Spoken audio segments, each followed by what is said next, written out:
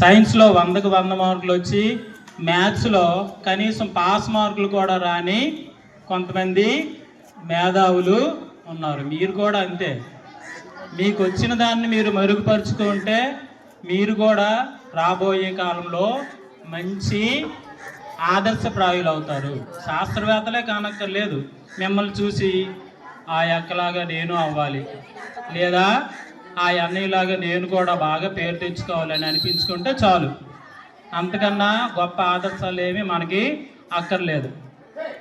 తక్కువ మార్కులు వచ్చినంత మాత్రాన తెలివైన వాళ్ళు, తెలివి తక్కువ వాళ్ళు అని మనం ఎంచడానికి లేదు. తక్కువ మార్కులు వచ్చిన వాళ్ళని కూడా ఎంతో గొప్ప శాస్త్రీయంగా అభివృద్ధి చెంది పేరు తెచ్చుకున్న వాళ్ళు కూడా ఉన్నారు. సచిన్ టెండూల్కర్ని మనం క్రికెట్ దేవుడు అని అంటాం.